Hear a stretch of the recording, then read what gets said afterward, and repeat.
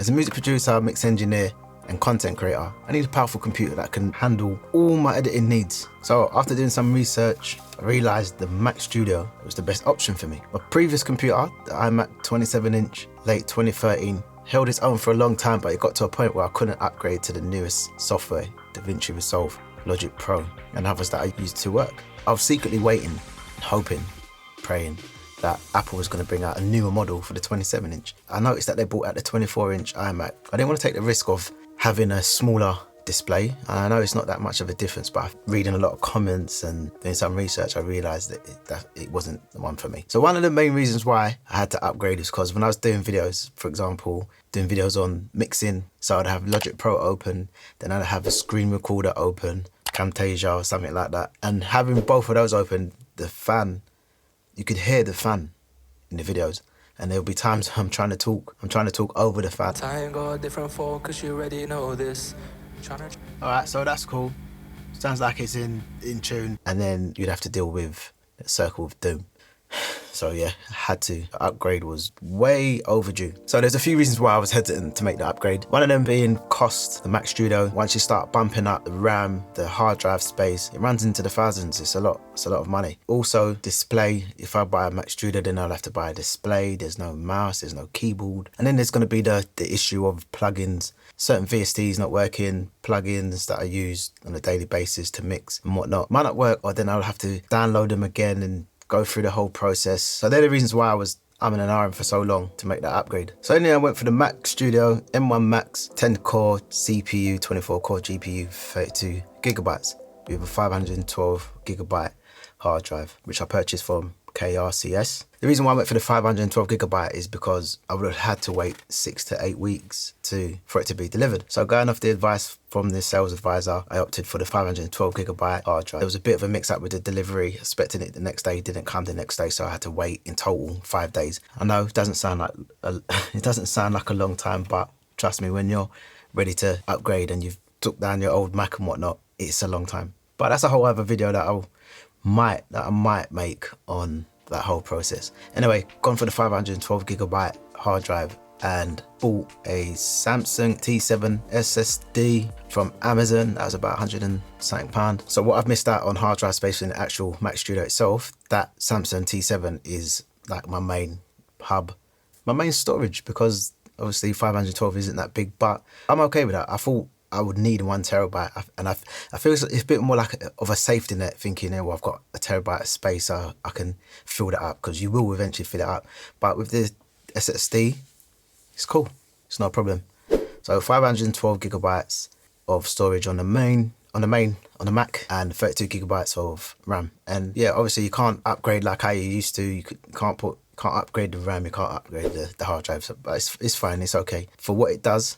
The speed of it's not that big of a problem. So all the talk of the 10 core CPU and 24 core GPU, if I'm 100% honest with you, that doesn't really mean that much to me, because I'm not really geeky like that. And it's not a diss to anyone that is into all that kind of stuff, but that doesn't really appeal to me. Just as long as it's quick, I can download the software that I need and use with no problems, then I'm good. Because the last Mac that I had this is a million times better. So initially I was gonna migrate my old iMac to the new one, but the sales advisor said that he doesn't think it's a good idea to do that, because I would have been grabbing all the old stuff and then putting it onto the new one, and then it would have got messy. And I thought about it, and I thought, yeah, that's actually some good advice. So I didn't do that. So I thought, yeah, just keep it fresh, stick with Ventura, and then roll with that. So what I've done is took all, say for example, the documents folder, I just put that onto the new Samsung.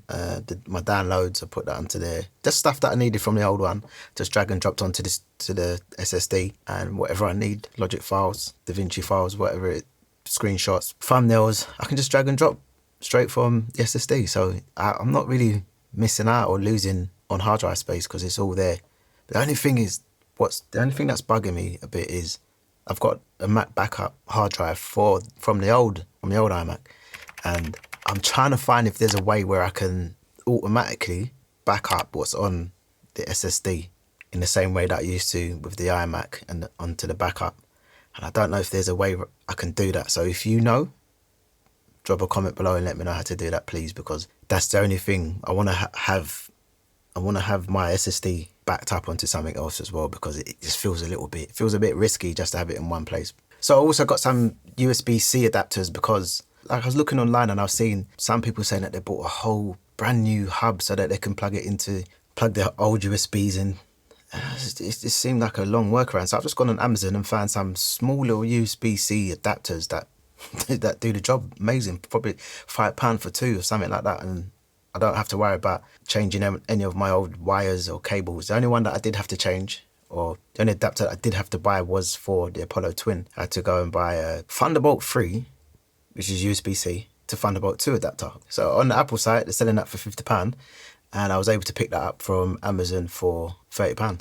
Absolute bargain, saved £20. So that money that I saved, I was able to buy some of them small adapters to deal with the problem of having not enough them old USB ports. What I like about the Mac Studio as well is the amount of ports that you've got, especially the SD card at the front. Before, with the iMac and recording videos, I had to take the camera off the tripod. Or no, so what I'd have to do is plug in the USB cable and then plug the USB cable into the camera, and then it was just slow and finicky, and yeah, it just took forever. But with this, it's just quick. You just pop the SD card out, bang the SD card into the Mac Studio, and it's just quick. It's so fast. Like, you click a window and it will open. You blink and it's open. Like, you blink and you miss it. So that's what I love about this thing. It's just so quick, neat. The only thing I'm not too 100%. Well, I'm kind of getting used to it, is the size of it. It's quite bulky. It's quite bulky looking. And when I first got it, I had it on the old shelf that the iMac was sitting on. So, and then the Apollo Twin was underneath the shelf. So this didn't look too good. It's a little bit bulky looking, and eventually I had to change it, which is something I'll talk about in a minute. So for the display, at first I got a Samsung M5 because I wanted a nice white monitor, and the M5 looked okay. I didn't want the M8 because that was a bit too pricey. So I opted for the M5, got the M5, put that up and everything, and I just didn't like it. It was 60 Hertz refresh rate, and it just weren't nice at all to use. I mean, it's okay for normal stuff. It's okay. It's okay. Like, if you're a student and you need like a Netflix and that sort of thing all in one place, then it's ideal. So I just swapped that for a normal Samsung 27-inch monitor, which I fixed to the wall, the Visa wall mount, which is perfect. And going onto the shelf, now I've put the Apollo Twin on top of the shelf and the Mac Studio underneath, which I can slide and create a bit more space on the actual desk, it just looks a lot more cleaner, whereas before it just looked a bit too bulky, too heavy, and just, I didn't like it. But nah, yeah, it's cool, sweet, works nicely. So when I got the Mac, I was having some troubles with a few plugins, and because it's shipped with Ventura, and I know like it's risky to upgrade to the newest operating system. So I was in the process of actually making a bootable disk from a USB and to put Monterey on there and try and revert back to that. But I'm so glad that I didn't, because I feel like that would have caused a problem, because when I looked and done a bit of research online, a few people said you can't do that to a Mac that is shipped with. You can't revert back to an old OS if that's what it's shipped with. And so I'm so glad I didn't take that risk. I don't know what would have happened.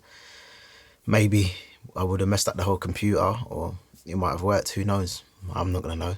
And if you are thinking about doing something like that, I would probably advise on not doing it, because you don't want to mess it up. So if it's shipped with your Mac, shipped with Ventura, or whatever it's shipped with, just leave it as that. And hopefully in time, plugin developers will sort themselves out and update the plugins. So let's talk about the speed of this Mac. The speed of this Mac Studio is incredible. Like I said earlier, the opening apps is quick, shutting down is quick.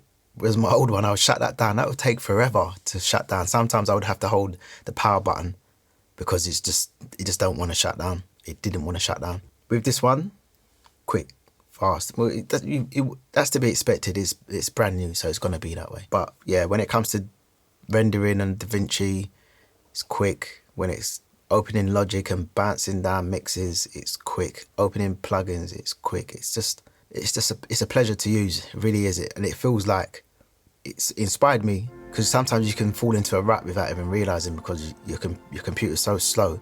it becomes a chore to use it. It becomes a chore to create because your apps are opening slow, and yeah, just the small things. But yeah, making this upgrade is just giving me a new push, a new drive. You know what I mean? It's good. As far as the display is concerned, the Samsung's, it's okay. It's not the best. It's the writing can be a little bit blurry on certain, text can be a bit blurry on some websites, but I'm planning on eventually upgrading to one of them matte displays. I just like the sharpness and the focus and the colours and everything just to be just so. But this Samsung, yeah, it's cool. I would recommend it.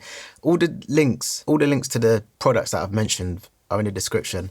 Check them out for yourself. I recommend them, stuff that I'm using. So, and yeah, they are affiliate links, but they don't cost you no more. It just helps to support my channel and bring you videos like this. So overall, I'm 1,000,000% happy with my purchase. 1,000,000% happy with the way it works and just speeding up my workflow. And yeah, the only thing is I probably would have liked a bigger hard drive space, but like I said, there's other ways around it, and it's not a big deal. Support the channel by hitting the subscribe button. I appreciate you. See you in the next video.